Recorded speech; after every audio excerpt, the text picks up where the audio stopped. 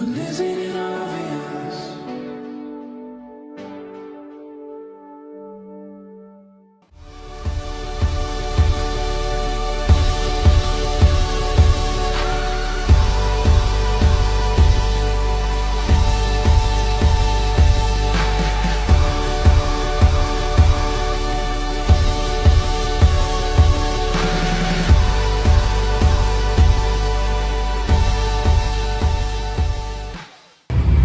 Assalamualaikum warahmatullahi wabarakatuh. Selamat siang, kami dari Universitas Negeri Jakarta, kelompok 5, dengan saya sendiri Aldila Sosani 13 dengan akhir-akhir 1 Saya Muhammad Faisal, Muhammad dari Bmkg 1 Malang.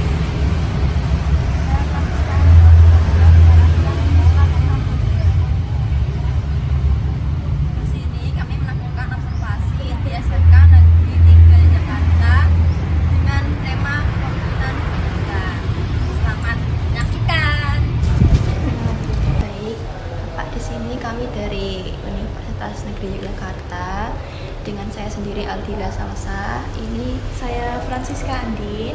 Saya Muhammad Fazril Ramadhani. Izin mau wawancara Bapak nih. Di sini kami mengambil tema tentang kepemimpinan pendidikan. Nah, menurut Bapak, apa saja peran utama kepala sekolah sebagai pemimpin pendidik? Peran utama kepala sekolah ya mengarahkan, Iya, ya. memanajemen, dan juga mengontrol dalam kegiatan di sekolah. Terus di samping itu kepala sekolah juga sebagai inisiator untuk melaksanakan program-program yang telah dibuat bersama. Gitu. Lanjut. Sebelumnya Pak, ini bapaknya belum perkenalan. Oh iya. Bapaknya Bapaknya sendiri siapa? Lupa Jadi kalau langsung. ditanya, Lupa Pak, maafkan. oke, saya Mariono. Kebetulan membidangi wakil kepala sekolah bidang mutu dan SDM di SMK 3 Yogyakarta. Baik, baik. Lanjut ke pertanyaan berikutnya. Bagaimana Bapak menerapkan kepemimpinan yang efektif di sekolah ini? Pemimpinan di SMK ini salah satunya kita membuat struktur organisasi sesuai dengan panduan ataupun aturan yang ada, seperti adanya wakil kepala sekolah, ketua jurusan, kemudian di KTU ada staf-staf yang membantu. Kemudian untuk lebih mengefektifkan komunikasi, saat ini kita ada grup-grup WhatsApp itu untuk mengefektifkan dalam kita berkoordinasi.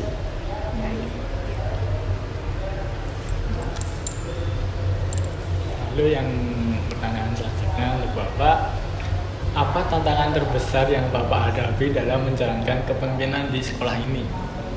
Tantangan yang paling besar karena semua itu teman, guru itu kan teman semua ya. Ya.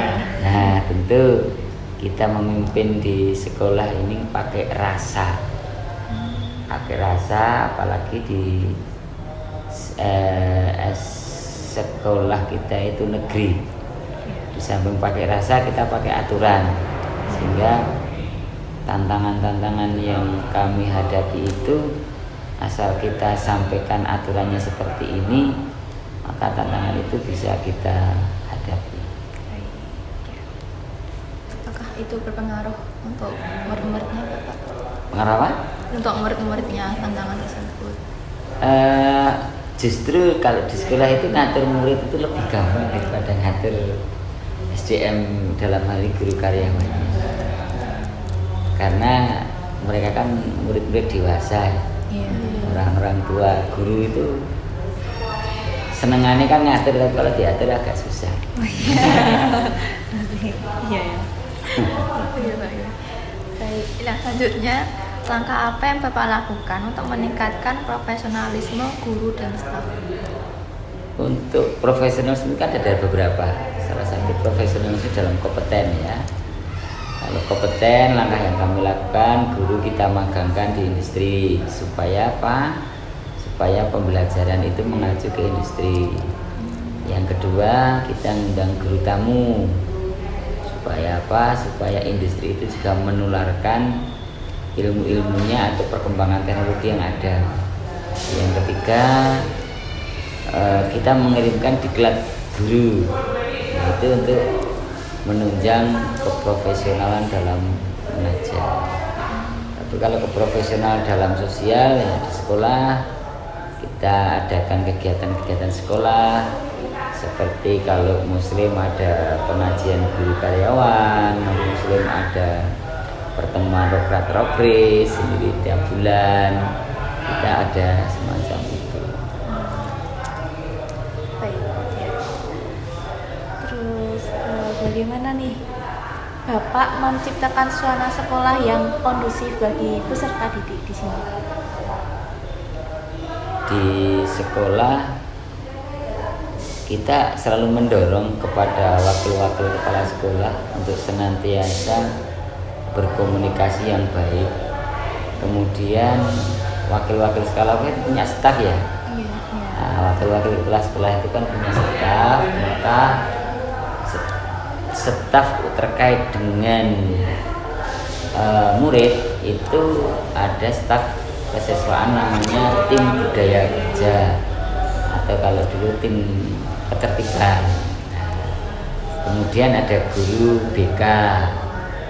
Nah, mereka saling kolaborasi menciptakan suasana sekolah itu tetap nyaman, ramah anak di sekolah kita. Terus yang selanjutnya, apa arti kepemimpinan pendidikan menurut Bapak sebagai kepala sekolah? Arti kepemimpinan pendidikan berarti luas banget ya. Iya, disingkat. Ya, Intinya saja. singkatnya kayak Ki Hajar Dewantara. Iya, baik. Singkatnya, kalau singkatnya semacam itu. Cuman karena kita memang di dunia pendidikan ya, maka sebagai kepala sekolah di SMK terutama yang karena kita vokasi mas ya, atau sekolah kejuruan, maka kepemimpinan yang kami harapkan itu sekolah atau kepala sekolah itu memang harus mengerti atau mempunyai jiwa wirausaha sehingga anak-anak itu tahu bahwa nih STM ini baru usia kerja, kan gitu kan. Karena ada Tapi untuk saat ini terutama di Jogja ini lulus sudah kuliah. Iya, kebanyakan Itu rasanya gitu kan. Iya. Jadi STM itu apa ya, bisa dikatakan kesasar di jalan yang benar juga bisa. Untuk menurut Bapak sendiri, seperti apa sih karakter seorang pemimpin pendidikan yang ideal? Apa itu Pak? Karakter pemimpin kepala sekolah yang ideal itu yang mengerti akan kebutuhan gurunya, mengerti akan kebutuhan staf-stafnya, memberi keteladanan, tidak hanya sekedar contoh tapi betul-betul memberi keteladanan, kemudian tidak menyakiti orang lain, stafnya, ya itu cukup seperti itulah, nggak usah banyak. Jadi harus seimbang gitu ya. Harus seimbang. Ya, baik. Selanjutnya nih, nilai apa saja yang harus dimiliki oleh seorang pemimpin pendidikan? Kesabaran. Itu paling utama Paling ya. utama ya. Sebagai seorang Iya, Pemimpin. kesabaran itu tidak boleh mudah marah. Kemudian keterampilan dalam bernegosiasi, baik itu negosiasi dengan industri karena ada usaha, ataupun negosiasi kalau kita mengajukan proposal Kemudian yang tidak kalah pentingnya, kepala sekolah itu harus berwawasan luas dan punya jejaring yang luas, sehingga mudah sekolah itu untuk bekerja sama dengan siapapun. Itu jejaring itu sangat luar biasa pentingnya. Kemudian kalau dari dalam, seorang kepala sekolah itu harus punya intuisi yang kuat, sehingga apa yang kebutuhan-kebutuhan yang di sekolah yang dibutuhkan ya segera respon. Maka walaupun tidak segera ada servers yang dibutuhkan, tapi kalau ada respon itu sudah cukup lah. Karena Contohnya gimana? contohnya gini, misalnya genteng bocor gitu ya, lapor wakil kepala sekolah namanya kan, atau wakil kepala sekolah orang yang tumandang atau enggak ada respon, laporan kepala sekolah kan. Nah, kepala sekolah kan terus bilang pada wakilnya. Nah, terus karena terus akan tumandang nih, itu salah satunya itu. Atau kalau Pak ini di sana itu butuh LCD projector, sementara kalau di sekolah itu kan mengajukan alat sarapros kayak gitu kan setahun sekali ya. Ya dijawab orang di baik. Dijawab ya kita anggarkan untuk tahun depan. Contohnya semacam itu. Bagaimana peran kepala sekolah dalam meningkatkan mutu pendidikan di sekolah? Baik, yang pertama tadi, peran kepala sekolah dalam meningkatkan mutu pendidikan sekolah. Salah satu tugas kepala sekolah adalah meningkatkan mutu sekolah dengan cara bermain, dengan cara pendekatan program-program yang memang itu dibutuhkan oleh sekolah. Misalnya sekarang kan tidak ada ujian nasional ya, ujian TKA. Iya. Nah, TKA, maka bagaimana anak-anak itu bisa ikut TKA dengan baik? Ya diajarkan semacam bimbingan lah. Nah, kalau misalnya sebenarnya kita itu mengikuti kurikulum yang ada itu sebenarnya sudah cukup, Pak. Cukup ya, saya katakan cukup. Cukup itu orang ngomong wis iso. Tapi kan kadang sekolah ingin yang berbeda, atau sekolah ingin yang lebih. Maka untuk mengejar yang lebih itulah yang dibutuhkan kepala sekolah. Ya, misalnya sekolah ingin unggul di bidang ini, maka harus ada program ini. Orang ini program tidak apa-apa, sudah biasa. Tapi untuk lebih ya harus berinovasi.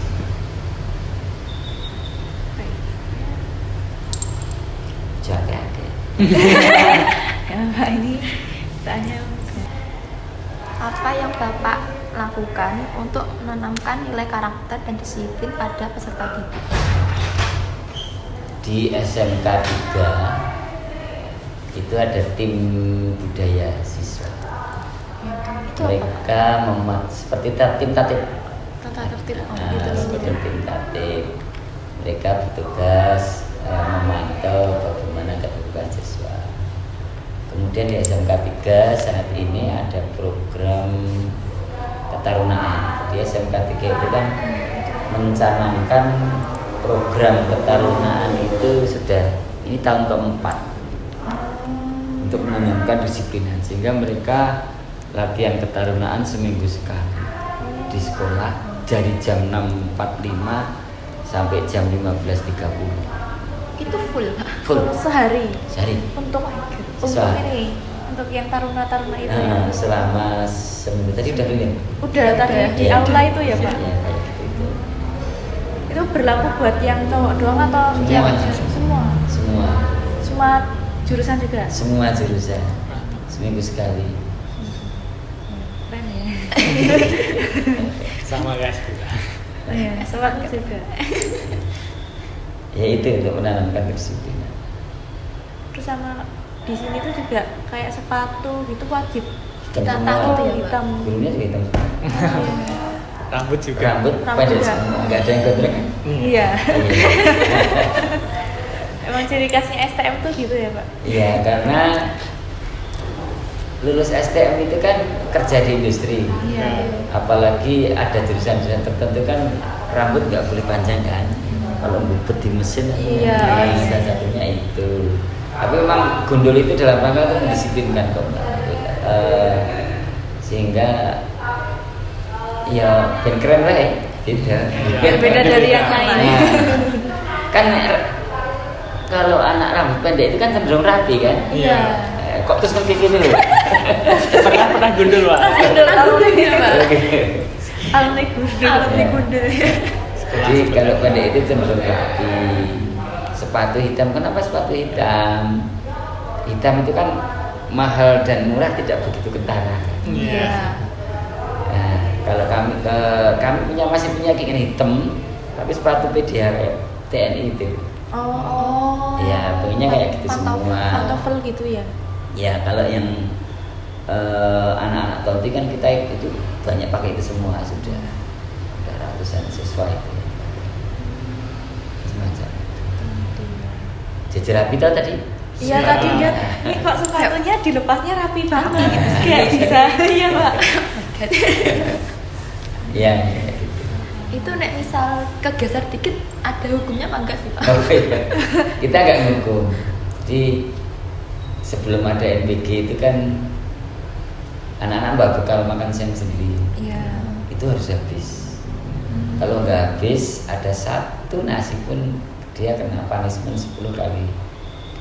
Push up atau set up. Kali kalau sekarang kan sudah ada NBG, tidak semua NBG itu kan anak senang. Iya. Itu kelemahan kami sekarang. Kita perlu mencari bagaimana supaya kalau maamnya sih rapi, bareng terpimpin, terdoa, itu bagus. Cuman habisnya itu nggak tahu kita. Dimakan atau enggak? Iya, karena tidak semuanya suka. Kemudian yang wawancara dengan saya jam tadi deh, tak kasih MBG tadi. Enggak ada mikir. Jam 2 ya. Tadi kok nggak datang-datang. Coba Tadi hujannya deras Pak soalnya di kampus. Ya. Oke. Baik, selanjutnya sejauh mana kepemimpinan kepala sekolah berpengaruh terhadap prestasi siswa? Secara tidak langsung tidak berpengaruh sih, Mbak. Karena kita itu SMK itu nemu ya. Kita itu kan nemu siswa. Misalnya siswa bisa taekwondo itu kan nemu. Jadi SMP kan nemu. Gitu. Secara tidak langsung itu tidak berpengaruh. Tapi secara langsung tidak berpengaruh. Ya. Tapi secara tidak langsung itu sangat berpengaruh terkait dengan satu pembiayaan. Itu kepala sekolah support ora kan gitu kan. Nah, dengan biaya misalnya lomba-lomba bisa mencarikan dana enggak gitu kan syaratnya. Kemudian kebijakan kepala sekolah.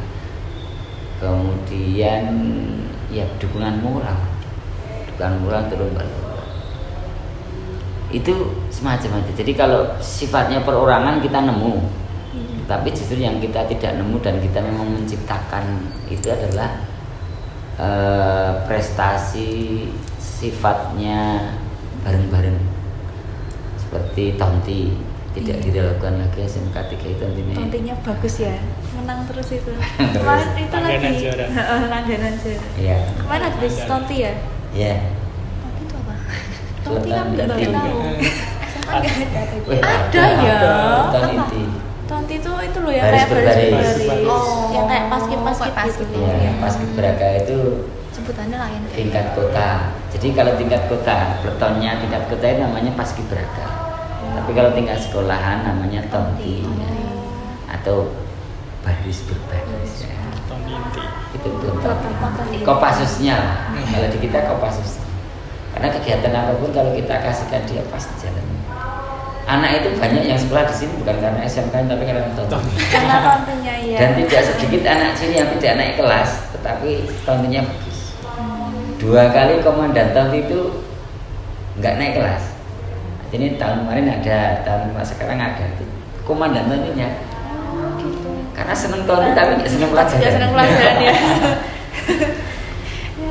Berarti itu kayak masih aman gitu ya Pak? Nggak kayak disuruh harus gini enggak? Oh, udah. Kita kan para anak. Sebagai seorang guru sudah harus gitu ya, mau nggak mau Tidak ya. pakai orang tua deh. Oh. Terus selanjutnya nih, bagaimana Bapak menyelesaikan masalah kedisiplinan siswa? Mau menyelesaikan? Iya, Iya. cara menyelesaikan. Salah. Kalau ada masalah, Nih, Iya, ini misalnya ada masalah gitu gimana? SOP-nya itu di mana anak itu bermasalah. Kalau anak itu bermasalah di kelas, maka ya guru di kelas itu yang menyelesaikan. Kalau sudah selesai sudah. Kalau tidak selesai lah, guru itu biasanya bilang ke ketua jurusannya. Nah, selesaikanlah bareng dengan ketua jurusan. Enggak selesai juga, naik lagi ke BK. BK konferensi kasus mereka naik lagi, nggak selesai dengan waka kesiswaan. Terakhir dengan Kepala sekolah. Terus itu dikeluarkan. Iya, benar. kita nggak belum mengeluarkan, tapi mendorong mengundurkan diri. Bahasa lembut-lembutnya Ya, ya. sekolah nggak boleh mengeluarkan juga, kan ramah anak. Iya. Dorong mengundurkan diri, atau dibuat nggak kerasan, biar mundur. Lalu selanjutnya, apakah siswa juga dilibatkan dalam kegiatan pengambilan keputusan atau program sekolah? Tidak semua. Tapi ada. Ada. Misalnya kita membuat tata tertib itu kan selalu direview oleh siswa setiap tahun sebelum kita keluarkan. Jadi kan tata tertib yang ada itu saat ini yang keluar itu adalah hasil review siswa yang kemarin atau OSIS lah, diwakili oleh OSIS ya. Iya. Itu. Yang kedua, kita itu di dalam menjaga mutu itu ada namanya tinjauan manajemen setahun sekali atau manajemen review.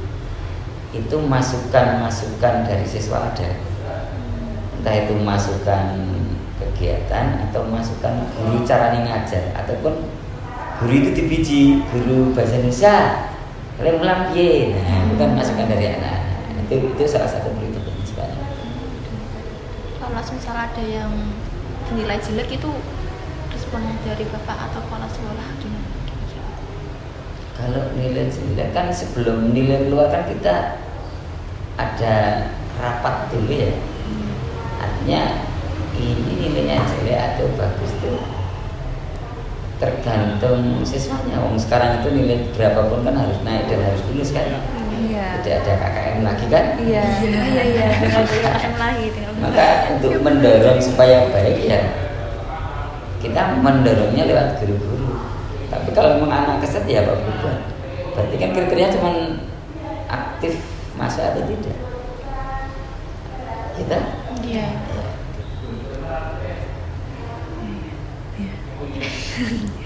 Selanjutnya, bagaimana dampak perkembangan teknologi di zaman sekarang ini terhadap kepemimpinan pendidikan? sangat mempengaruhi. Maka kepala sekolah yang ketinggalan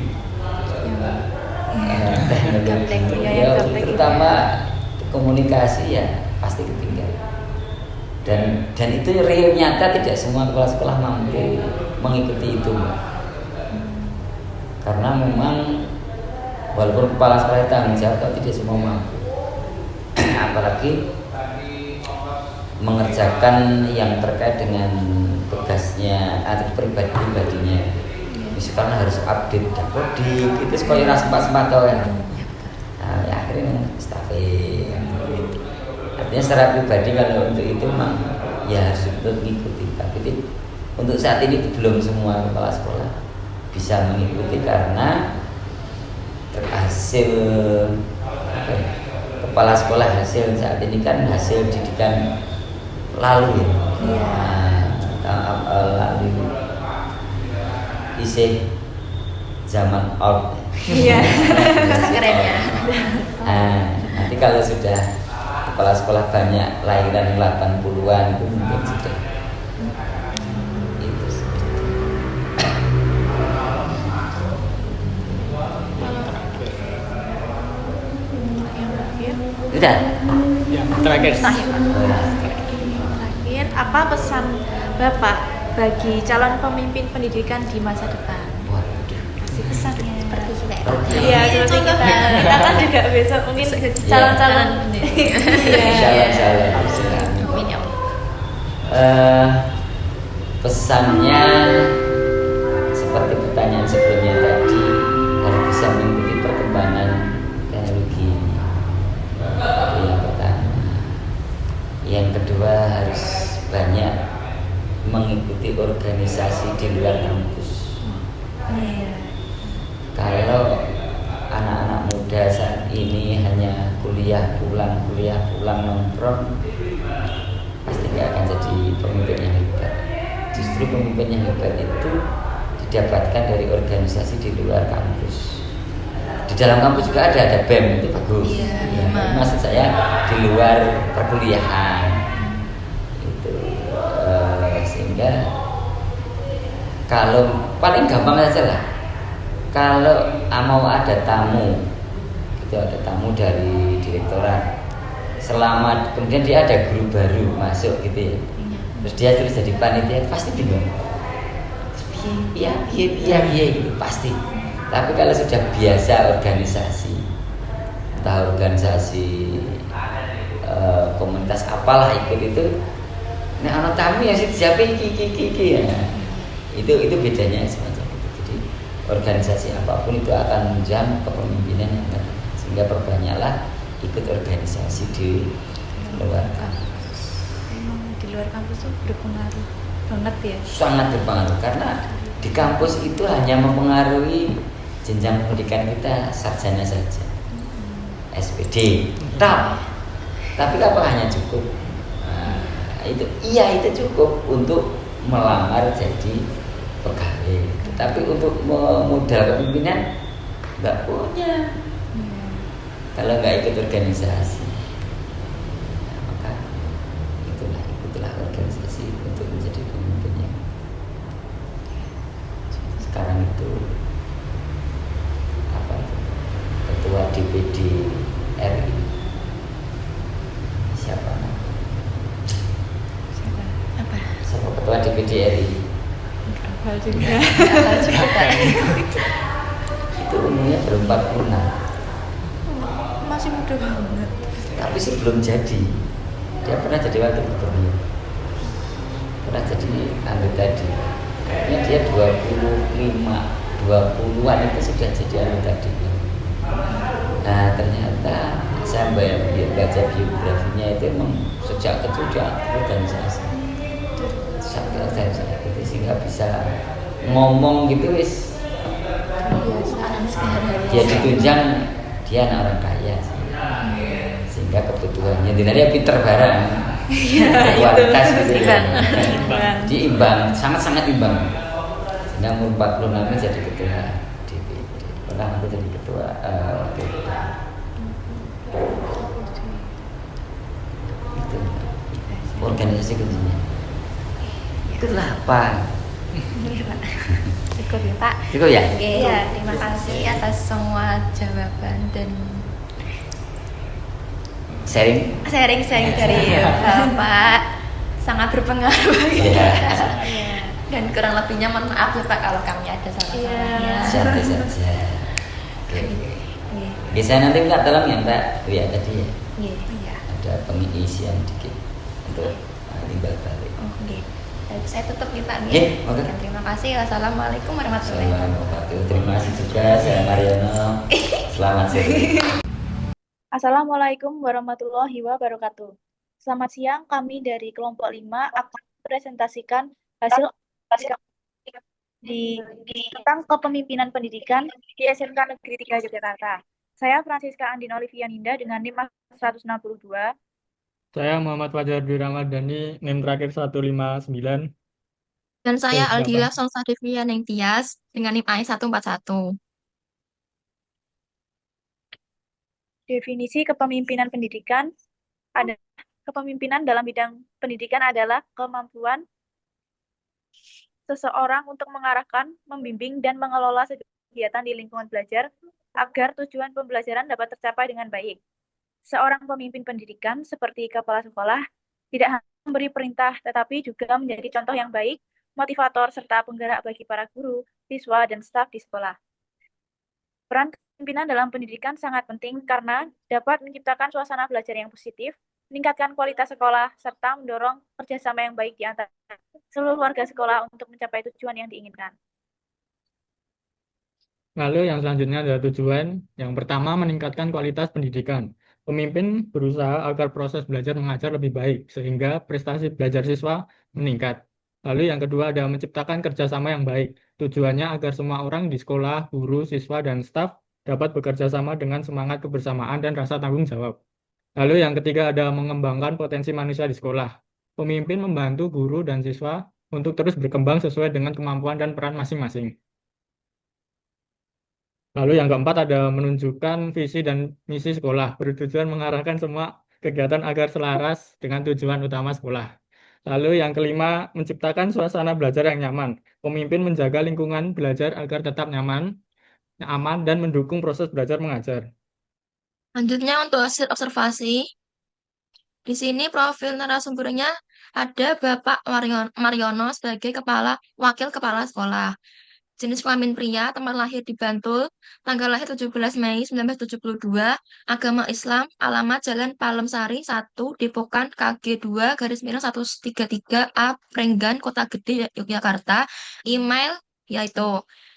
Lalu, hasil wawancaranya, peran utama kepala sekolah. Di SMK Negeri 3 Yogyakarta memiliki peran mengembangkan kemampuan dan membentuk watak serta peradaban bangsa yang bermartabat dalam rangka mencerdaskan kehidupan bangsa, bertujuan untuk berkembangnya potensi peserta didik agar menjadi manusia yang beriman dan bertakwa kepada Tuhan Yang Maha Esa, berakhlak mulia, sehat, berilmu, sakap, kreatif, mandiri, dan menjadi warga negara yang demokratis serta tanggung jawab. Tugas utama kepala sekolah yang baik seperti manajemen sekolah, mengatur kegiatan di sekolah sebagai inisiator untuk melaksanakan program-program sekolah dan kepala sekolah yang baik. Lalu kepemimpinan yang efektif. Pemimpin yang efektif mampu mempengaruhi, eh, menginspirasi dan membimbing tim untuk mencapai tujuan bersama melalui komunikasi yang jelas, pemikiran yang strategis dan kecerdasan emosional. Pemimpin di SMK Negeri 3 Yogyakarta sendiri yaitu membuat struktur organisasi yang sesuai dengan panduan atau aturan yang ada, seperti adanya kepala sekolah, wakil kepala sekolah, KTU, staf, dan kemudian mengefektifkan komunikasi seperti menggunakan media sosial. Lalu, tantangan kepemimpinan. Tantangan kepemimpinan pendidikan meliputi adaptasi terhadap teknologi digital, peningkatan kualitas dan kompetensi guru, serta pengelolaan perubahan dan dinamika sosial generasi milenial. Dalam wakil kepala sekolah di SMK Negeri Yogyakarta, dalam memimpin sekolah itu, karena menunggalkan dengan rasa dan juga aturan sehingga tantangan yang dihadapinya adalah adanya sebuah rasa yang ada dalam menghadapi aturan supaya selaras. Lalu selanjutnya ada langkah apa yang melakukan profesionalisme guru dan staf. Langkah profesional guru dan staf meliputi kesadaran diri untuk terus meningkatkan pengetahuan dan keterampilan melalui pelatihan, seminar, dan komunitas belajar, serta penerapan kode etik dan disiplin kerja. Langkah profesionalisme guru dan staf meliputi kesadaran diri untuk terus meningkatkan pengetahuan dan keterampilan melalui pelatihan, seminar, komunikasi belajar, serta penerapan kode etik disiplin belajar. Lalu selanjutnya ada menciptakan suasana yang kondusif. Dalam membuat suasana yang kondusif, yaitu seperti komunikasi yang efektif dan terbuka. Yang kedua, mendorong kepala sekolah dan wakil kepala sekolah untuk senantiasa berkomunikasi yang baik. Yang ketiga, kolaborasi dalam menciptakan situasi yang aman dan nyaman. Yang terakhir, pemberdayaan dan motivasi tim. Lalu untuk karakter seorang pemimpin, mencakup integritas, kejujuran, dan tanggung jawab, serta kemampuan untuk berkomunikasi efektif, motivasi, dan membangun kerjasama tim. Pemimpin yang baik juga memiliki kecerdasan emosional, empati, keberanian mengambil resiko, dan kreativitas untuk mendorong inovasi dan mencapai tujuan organisasi. Di SMK Negeri 3 Yogyakarta sendiri, kepala sekolah memiliki karakter yang mengerti akan kebutuhan staf-stafnya, memberi keteladanan, dan tidak menyakiti. Yang selanjutnya ada menanam nilai karakter dan disiplin pada peserta. Pembiasaan, pemberian keteladanan, sosialisasi aturan, pemberian konsekuensi, dan apresiasi, serta melibatkan nilai-nilai karakter dalam pembelajaran sehari-hari. Konsistensi dan keterlibatan semua pihak, termasuk guru, orang tua, dan lingkungan, sangat penting untuk keberhasilan penanaman karakter ini. Pada SMK Negeri 3 Yogyakarta memiliki tata tertib seperti program ketarunaan. Lalu yang selanjutnya ada eh bentar, pengaruh kepemimpinan pada prestasi siswa. Menciptakan lingkungan belajar yang mendukung, meningkatkan kinerja guru, memotivasi siswa. Pemimpinnya baik menetapkan ekspektasi tinggi, mendukung pengembangan profesional guru, dan menciptakan suasana positif yang kondusif untuk belajar. Namun, SMK Negeri 3 Yogyakarta sendiri tidak berpengaruh, tetapi melainkan istilahnya nemu siswa yang memiliki prestasi sehingga kepala sekolah mengangkatnya untuk keperluan sebagai mutu keberhasilan sekolah. Selanjutnya, menyelesaikan masalah kedisiplinan siswa. Pemimpin menyelesaikan masalah kedisiplinan siswa dengan cara memahami akar masalah, menegakkan aturan dengan konsisten, memberi contoh yang baik, melibatkan siswa dalam mencari solusi, dan membangun hubungan yang positif dengan mereka. Semisal di SMK Negeri 3 Yogyakarta, ada masalah, SOP-nya di mana siswa itu membuat masalah, jika di kelas berarti siswa tersebut berurusan dengan guru. Namun jika parah lagi akan naik kepada BK, lalu naik lagi kepada kepala sekolah hingga akhirnya dikeluarkan di sekolah. Dan untuk selanjutnya, siswa terlibat dalam kegiatan pengambilan keputusan program sekolah. Siswa dapat terlibat dalam pengambilan keputusan program sekolah melalui berbagai cara, seperti berpartisipasi dalam pemilihan OSIS dan kepengurusan kelas, memberikan masukan melalui forum diskusi dan survei, serta menjadi anggota komite sekolah perwakilan siswa untuk menyuarakan pendapat mereka. Di SMK Negeri Yogyakarta sendiri, itu tidak berpengaruh, melainkan di saat hal-hal tertentu jika kepala sekolah membutuhkannya saja.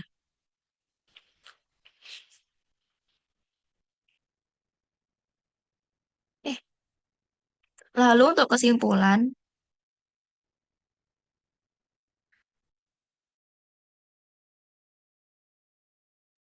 Kesimpulannya, berdasarkan hasil wawancara di SMK Negeri 3 Yogyakarta, dapat disimpulkan bahwa kepemimpinan pendidik di sekolah tersebut berjalan dengan baik dan bersifat demokratis. Kepala sekolah mampu mengarahkan, membimbing, serta memotivasi guru dan siswa untuk bekerja sama menjadi tujuan pendidikan. Kepemimpinan yang diterapkan yang juga menciptakan lingkungan belajar yang disiplin, nyaman, dan berfokus pada peningkatan mutu pendidikan.